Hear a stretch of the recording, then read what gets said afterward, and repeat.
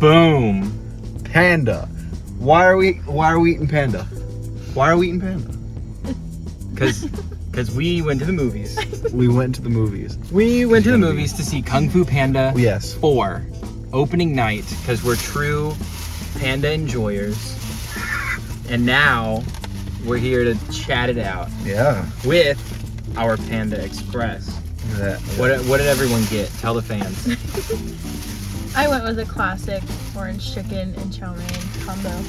You'll never guess, but I did the exact same thing. Wow. Chow mein, but vegetable spring rolls because Vegan. yeah, filthy vegan. Vegan. I feel like I'm gonna knock this drink down, and it's gonna be Yeah, great. I can move it. I can move it. It's fine. It's branding because they could sponsor. We could get sponsored. Sponsor. I need money. Boom. Someone's like someone's gonna find this. Like 10 people are gonna watch this, and they're gonna fall in love with us. Cheers, y'all. All right. So first up, Panda review. Before the Panda review. Okay. Oh. I've always liked Panda. Yeah. So, this is really good. Yeah.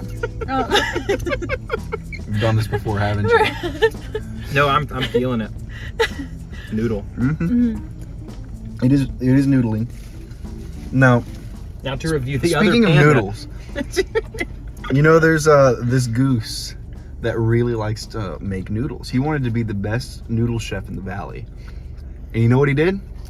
He became the best noodle chef in the valley. So, what goose am I talking about here? Anyone? Poe's dad. Poe's dad. That's right. Good job. I liked all of the jokes in this that were like, well, I guess they weren't even jokes, but just like two dads, where it's like, Yeah. Poe has two dads, but they're just like co-parenting this, Yeah. this adult. No, that was funny. I feel like the goose dad is always my favorite part of Kung Fu Panda. How so? You gotta love the goose dad. Because he's a goose and he's a dad. And he makes noodles. The joke that I remember from Kung Fu Panda is the whole thing about the noodle dream in the first movie. Wait. I dropped my cabbage. But yeah, noodle dream. Right? Remind me. When Poe is like trying to tell him, I want to go learn Kung Fu. And he's like, oh, you had the noodle dream.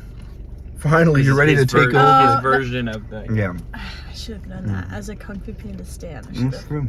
It's been a while since I've seen the original though. But yeah, so okay.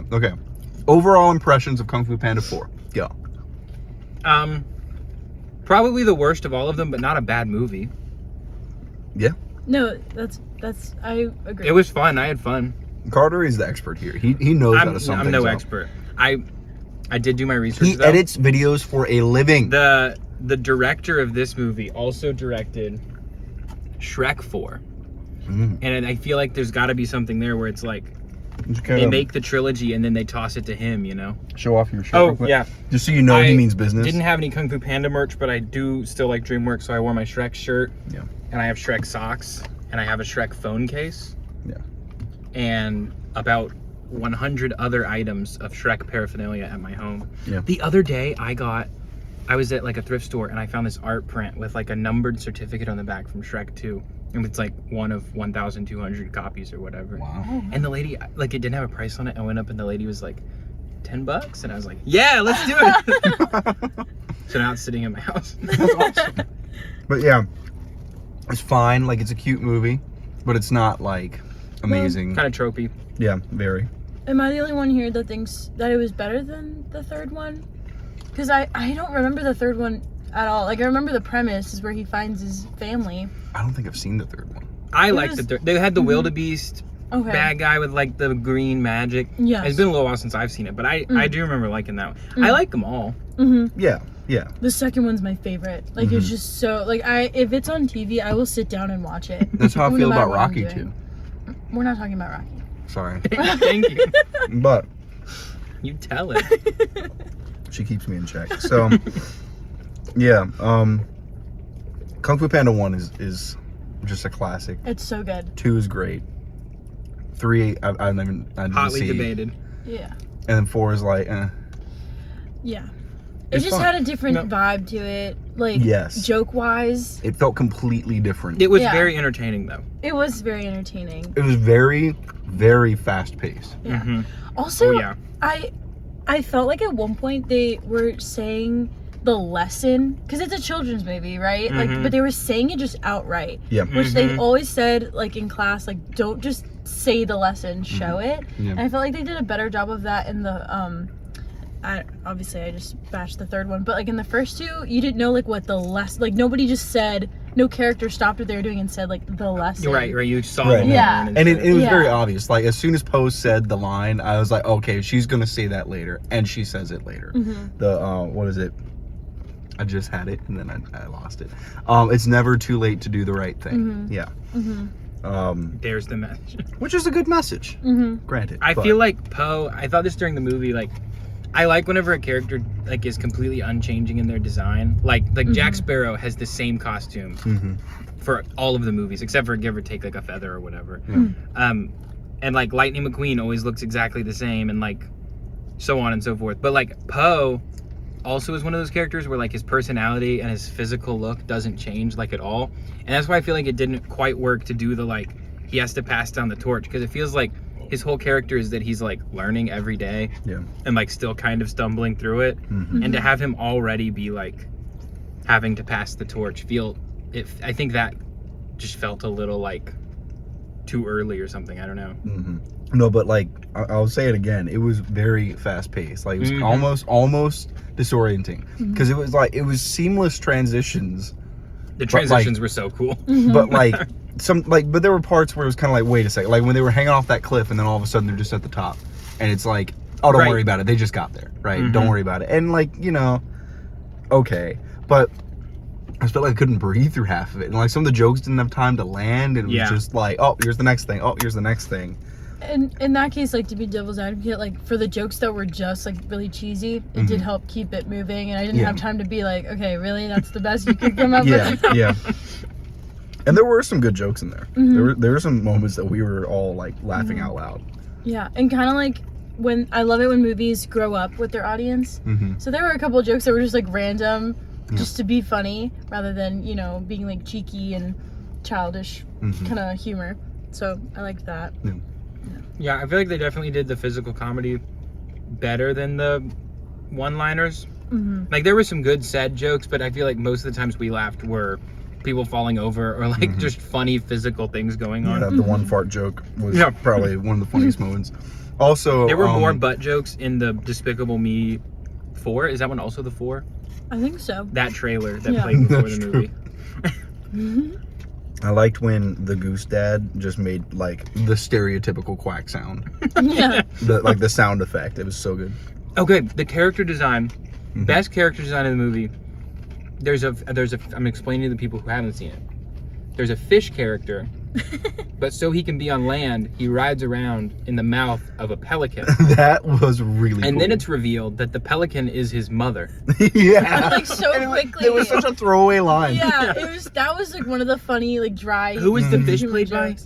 Because I recognize the voice. I don't know, but it was funny. That was But yeah, I love that character design. Yeah. Also, animation in general was way more flashy and just like over the top artistic, almost to the point of surrealism at times, where it was just like out there.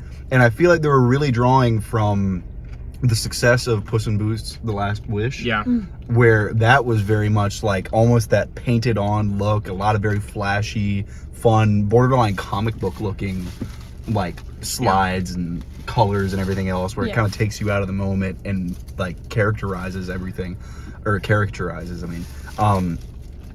So I feel like they were trying to draw from that. And it's interesting, I feel like the animation industry in general has been playing a big game of copycat.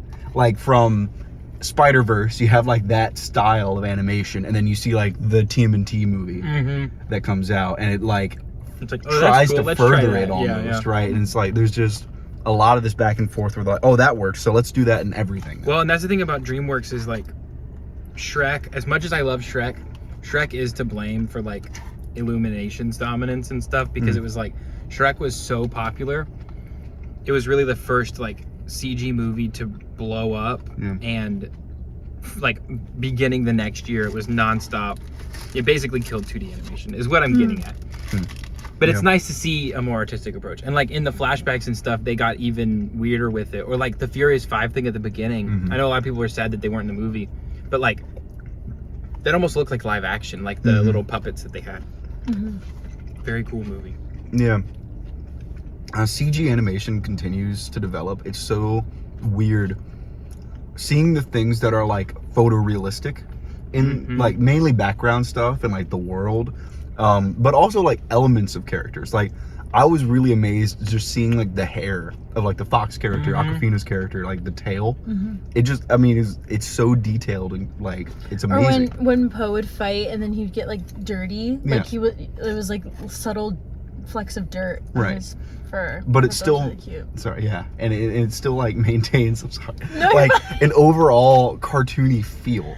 But like for certain things, again, right? Like that big shack that kept teetering back and forth, and all the characters are all like disproportionate and all that, and like exaggerated and all their different features and stuff. Except for the Fox. The Fox feels like a Disney character. I don't know. It was the eyes for me. Like her eyes were too like cartoony. Like, or that's not the right word. It's also not good that we can't remember her name and we just say the Fox or Awkwafina. Oh yeah. That's very true. See, that's the movie's job.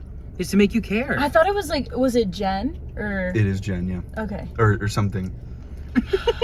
It's something like that. Something like that. I think it's Jen. Yeah.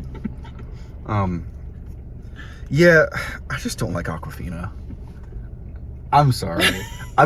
She was in Migration. You liked Migration? I did. I thought she was the worst part of it. I don't like her voice acting. I did like her it's the exact same voice. Was good, it's though. Like, look, Chris Pratt is the same voice and everything, but he's Chris Pratt. You know, because the Garfield trailer, like, first of all, I agree with you. Like, she's very distinct, and I feel like a lot of voice actors are able to have range, which is why they're like so hireable for different franchises. Yeah. But like for Chris Pratt, when he was in the Garfield trailer, I was like, I'm not getting excited. And right. The movie looks fun, and then he talks, and I'm like, it is weird. Yeah, it's you again. And I thought he wasn't that bad as Mario. Yeah. No, I liked it. Yeah, him and Mario, and I love Chris Pratt, but it's like, it is weird in Garfield. that was. So I understand what you're saying about Chris Pratt comparison. Also, he's perfect for the Lego movie because he just has normal guy voice. Guy voice, yeah. Yes. But Awkwafina's just monotone the whole time. It's just, I don't know. Like the only parts that I felt like she really like changed out of monotone was when her character's supposed to be kind of sad, and like it kind of got there, but like the rest of the movie, I felt like she was just reading the lines. I don't know. I will say, I like her voice just because it's so distinct, and like when I listen to music, I notice that a lot. When they don't have to do a ton of work to be distinct, you're like, oh, I know exactly who that is. So I like that, and I can see that as why casting directors are like, oh, we gotta get Awkwafina in here, like everyone's gonna know, and people who are already fans of her are gonna want to see it. But no, I totally get what you're saying about it's just not dynamic enough. Yeah. I go so back and forth on celebrity voice acting because like Chris Pratt, what we were just saying, I'm like, Chris Pratt is Garfield, oh brother, here we go again. And then like Ke Huy Quan showed up in Kung Fu Panda 4, and I was like, oh, I know that voice, I love this is so great. And I'm like, but wait, the only reason he's in is because he's been popular recently, you know, like. Yeah. And I think Awkwafina's really funny. Like in Nora from Queens, that show on, I think, Comedy Central, she's really funny. So, yeah, but I think that's a lot of her facial expressions too. Jack Black's performance, though. He was good. Killed it. Yeah. He's Jack Black, man. He's so good at like keeping it lighthearted, even. I don't know. It doesn't feel like the emotional moments get yanked away whenever he does something dumb. It feels like his character existing in the world, you know? Like it feels not self-aware in a really good way. Yeah. I like the score too. You would. It was really good. I'm the music guy. And you're the music girl, so what do you have to say? I really liked Eating Panda. how I immediately recognized the Going off the rails on a crazy trip. That song, as the chase scene, orchestra, and during the chase scene, it was very subtle. It fit the vibe because it's like it's fun, it's exciting, but it's like, you know, fast paced. I don't know. I just really like that. I thought that was a good choice. And then the entire time, I liked. Me personally, I found a balance between like, oh, I notice the score, but also I don't notice the score. Like when we were watching All Quiet on the Western Front, I noticed the score in a bad way. It was bad. No, I loved what they did in that movie. You did? The one from last year or whatever. I mean, it's grating, but I think it was like on purpose. Okay. I don't know. I had a lot of problems with it because we were watching. It was so distracting. It was so like I was just like, it feels offbeat, which I understand it's supposed to, but it's just like. I would have told him to do something differently. Anyway, we're not talking about that movie, but but the last song during the credits, his cover of the Britney Spears "Hit Me Forward," it was so good. It was so good, and I immediately wanted to download it off of my phone, and it's not there. So really, we'll have to wait. Yeah, I mean we're on Apple Music, so waiting for the Apple Music hate to come, but. Yeah, at least on Apple Music. Should never switch. Maybe I have no. I don't know. Can we look it up on Spotify, even though we don't have Apple Music? Yeah, I got you. No way. I'm a Spotify boy. No. No. There's a cover by Bowling for Soup. Okay, so it's not just Apple Music. They'll release it at some point. I will be. Surely. It'll be the new Peaches. Yes. I will have that on repeat. Jack Black. What a legend. Yeah. Clean plate. Full belly. I feel like we sufficiently reviewed. But I wonder... What's your thoughts on it? What's my thoughts? What do you mean? I'm just kidding. I don't have anything else to say. Wait, let me think, actually. Well, what did you think of the villain? See, we didn't even this talk proves my about point exactly. I don't care about the villain. Yeah. I like the idea of like bringing together all the old nemesis from I did like that. the show and whatever, but they gave her too much presence over them. Like, they should have just made it some magical force that brought them back. Yeah. And so you don't have to introduce this whole new villain character that no one's really going to care about. Yeah. Also, the twist at the end, or not at the end, at the beginning of the third act or whatever. Yeah. Where it's spoiler alert. Yeah, spoiler alert. If anyone's watching to this point. Yeah. It's like, oh, and she was working for you? What? And it's like, come on. Yeah. Come on. Yeah. Again. Also, I really, really love in the first and second Kung Fu Panda how they had a whole backstory for the villain that made you feel so bad for them. Right. Like, when I saw them come back on screen, I was excited. I was like, I love these guys, even though they're terrible. But yeah, I wanted them to be more of like who he's interacting with. And then also the Peacock villain, he didn't talk. And I was really sad because I wanted him to talk. Yeah.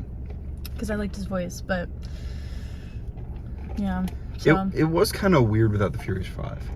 It was weird. Like, they didn't talk either. Yeah. Apparently, they didn't want to pay the voice actors. Right. That's fair. So... Angelina Jolie. And I mean, it was a little like, I know that sequence at the beginning where they were explaining them away was kind of cool, but it was a sequence where they were just explaining them away. It kind of felt like they thought they could get away with like a Toy Story 4 thing where it's like, oh, this is Poe's movie. We have to get rid of everybody else so he can grow. But they didn't do what Toy Story 4 does for Woody's character. Yeah. You know, like they didn't do that with Poe. And so they still felt like they were missing. Mm-hmm. Yeah. Because you got to love those guys. Yeah. Yeah, for sure. Which one's your favorite? Tigers. I like the Mantis. I was going to say Tigers too. Of course you would. Crane. She's bad as fuck.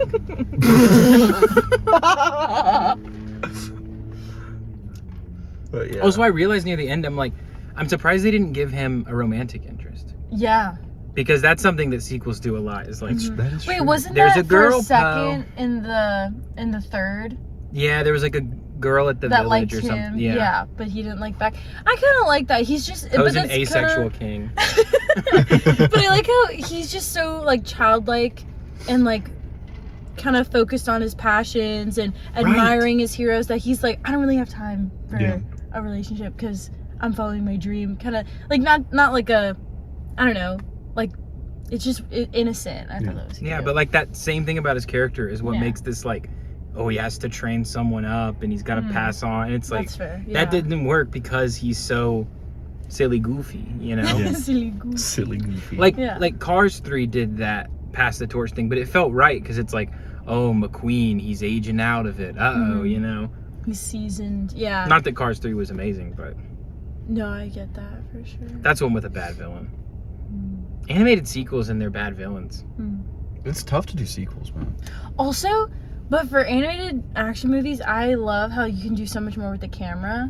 Yes. The camera move and when the whole fight sequence in the tavern was really good. I was like really into it. There was a lot of moments where, again, I guess trying to make it more like, again, realistic, you know, and like grounded, where like, there were just times where the camera would just shake because like something hit the floor. Right. And it's as if it was on a tripod and it shook. Yeah. You know, it's that kind of a thing where it kind of draws you in more. Yeah, and they did like dolly zooms and stuff in the fights too, or like and all the just like wide wobbly angles movements and like it was cool. Yeah, didn't you say when the credits were rolling, you're like, director of photography for an animated movie? Yeah. Oh, cinematography actually. Okay, whoa. That's what their job is. To move the camera. They go, But they go like click. Big rock hit floor, shake camera. So what did you think as an editor of the editing of the film? Fast paced. Well, like both in, it's like the scene to scene pace, but also like it's just constantly cutting. Yeah. Like even the black and white bit that was so cool where the sound was muffled. Yeah, that was crazy. That was so cool. And I'm like, just hold on the action. Yeah. You're cutting to this like similar medium shots, you know, like to hold our attention or whatever, but like just hold and show the shot, you know. Right. But it's an animated kids movie. What do you expect, you know? I'm never gonna edit that. Probably. Just keep going. I'll edit Kung Fu Panda 7. Yeah, or Shrek 6. Or Shrek Let's make it happen, boys. Make it happen. 6. Or we can make our own thing. Making numbers for the audience. Make our own animated kids movie. Yes. That sounds like a recipe for a Let's disaster. do it. You can animate a little bit. You guys can make a flute cover of Crazy Train. Yeah. No, there was a sick flute solo during that one cue. That was crazy. They were going off. Whoever that was, great job. Great take. Noah Amen. approved. Noah approved. And he's an award-winning composer. I am an award-winning composer. Yes. A distinguished gentleman. Yeah. Is that a Regal medium? Oh, oh, this? Oh, yes. Or is that the small? This is a small, actually. A Regal small. Regal small next to Panda large. That's crazy. Oh, That's crazy. that's dude. wild. I was like, oh, just Panda a small. medium. It's the same. The Regal No. large is like towering. That's crazy. And to make it fit in the cup holders, it's like, bloop, bloop, bloop, bloop. It like gets bigger at the top. Because I was like, why is it so expensive for a small? $7? That's Well, that's crazy. just the movie theater. Oh, okay, fair. All right, y'all. You got a fortune. Oh, we got a right? fortune. Yeah. To close out this review of Panda and Panda. This is the fortune for the Kung Fu Panda franchise. I got sauce on mine. Also, what were we all drinking? Cherry Coke. Sweet tea and unsweet tea because it was really sweet tea. And I got mug root beer. Mug. I don't know why though. Yeah, mug Mug. root beer. Oh, did you open yours already? Okay. Oh. Okay. I opened mine. I was You like, guys- did I miss out on the ceremony? Okay. All right, put it back in. All right. What do these apply to? The movie or us or? You decide before you read it. Oh, before? Yeah. All right. Mine's about me. Okay. Mine's not about Kung Fu Panda. Do I go first? Sure. You will be trusted with a beautiful secret. Ooh. Panda Express. It says that. Wow. All right, what's yours about? Mine is about the wonderful people watching this video right now. Hey, guys. You will have an opportunity to shine this week. Panda Express. All right, Caitlin. Okay. Wait, what's yours apply to? Mine will apply to Kung Fu Panda. Okay, that's good. We get a good... Okay, closer. A cheerful heart makes its own song. Panda Express. That kind of works, though. It does. That's sweet. But also, is it a fortune? A cheerful... Like, No, that's it's just a proverb. Okay. Which is... Poe must have written it. That's... Now that he's good at that. Whoa. That's crazy. What? Spoiler. That was great. We can all share this one though. Now we all have to share a beautiful secret. Panda Express. This feels like it's like 2011 and we like are trying YouTube for the first time and we're like, well, let's see. Yeah. But no, it's 2024. Yeah, and all we're doing is... You have to make a Mr. Beast video to be popular on YouTube. Or AI. Yeah. Or AI. And we're just doing this so I can stay monetized. Wait, so explain to me how that happens. Because, like, if you just post a video, then you get to stay, or does it have to get a certain amount of views? I hope it's just I post a video. All I don't know. They emailed me and they were like, hey, you haven't posted in a while, It's so gotta post be. something. If they only give you, what, 30 days? 30 days, yeah. And then they had this little, like, paragraph at the bottom that was like, if you need to take a break, we're here, we understand. But also, nothing changes. But also, we will get... So, yeah, the whole reason we're doing this is so that Noah's YouTube channel doesn't lose the ability to make him 10 cents. Yeah, even though, I haven't actually made any money. Well, I've made like $40, but you have to cash out at $100, so keep watching He can make you some viral content. Now you gotta plug your documentary. Oh, yeah, go check out the last video I posted, which was like 7 months ago at this point, about white sauce. Banger alert. Banger alert. Banger alert. Yeah. Keep an eye out for the next one. About Mr. Pibb. And Dr. Pepper. We gotta do this. We've got to do this. We talked about this. Okay. Yes, Mr. Pibb, Dr. Pepper The comparison. Noah Slate YouTube channel about to be the #1 spot for pandas and humans alike. I was about to list stuff and then I got lazy. All right. Well, thanks for watching, I guess. Mm-hmm. And remember, a cheerful heart makes its own song. Panda Express. Play the outro music. Everybody would. Copyright. Copyright. That's a publishing. That's not a good way to My monetize. bad. My bad. Oh my goodness. My bad.